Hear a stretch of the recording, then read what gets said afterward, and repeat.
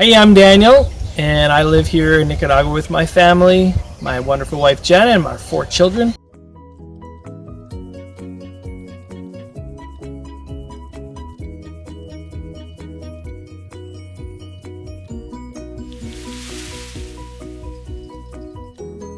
We moved to Nicaragua 5 years ago. We essentially wanted to be business missionaries. It was only about 3 years ago that we started doing stuff in the village, which is just behind me. It's a village of people who live mainly in tin and plastic houses. Looks like this, plastic and old metal. Sometimes the house looks like this, or like that over there.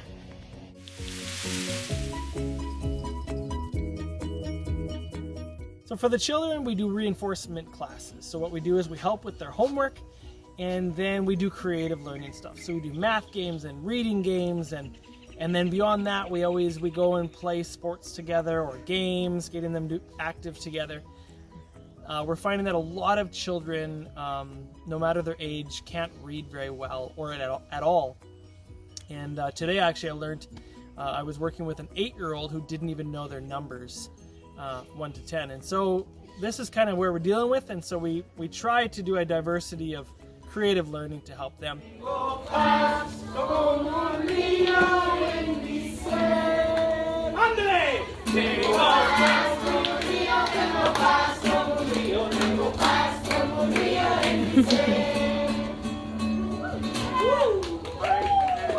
class runs from Monday to Friday every afternoon from about 1 till 4, sometimes even 5 if they're playing lots of sports. I have 2 amazing teachers who come. One's a real artist and the other one has a real green thumb and a real creative mind, and is always doing crafts.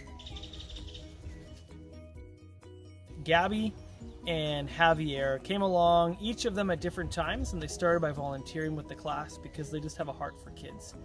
And each of them are really skilled in different areas, and really they're like mentors to these kids. And it's just such a blessing to be able to work together with them. Now, thank you to increasing donations coming from Canada through the Youth Farm Bible Camp, we've been able to actually pay them a small amount every single week, which helps to support them and their families.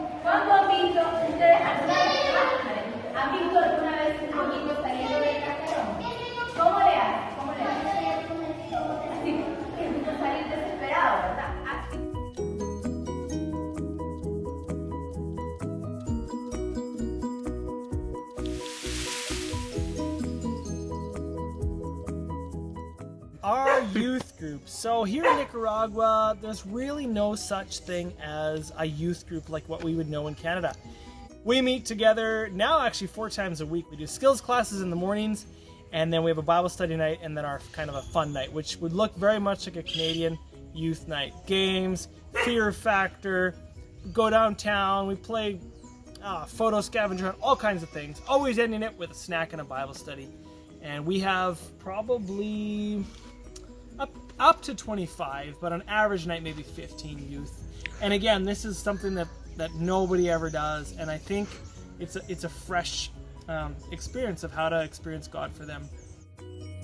So for our youth group, some of the things, of course, are snacks all the time, and we try to do outings every about 6 weeks. And so then we rent a truck and we pay the driver and we do this. An average month, I might only spend $200 US, but over the course of the year, I'll probably spend closer to $4,000 or $5,000. The total number of kids that we've had in our youth group would be up to 30 kids.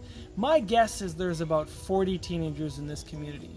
And so we've been able to actually encounter and have some mentorship with almost every teenager in this community.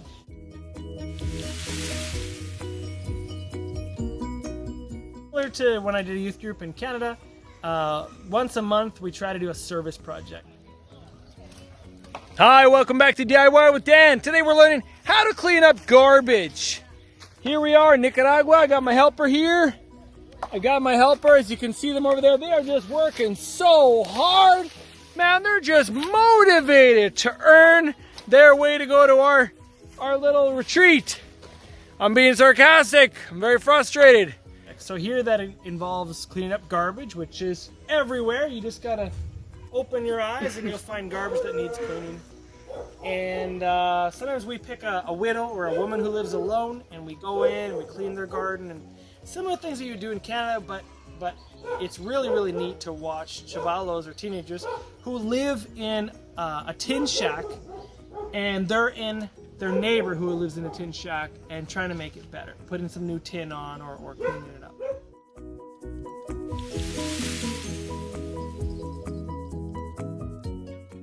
Our savings program, we went around and we approached anybody who was living in a plastic or rusty tin house. And we invited them to save their money with us, because I know that saving money is the number one thing that breaks the chain of poverty. And so we now have a number of women who bring their savings to us every single week, and they're saving with us, and we don't give that money back to them for any emergency. Once they've reached their goal of $300 US, then we match their savings and we buy materials for them.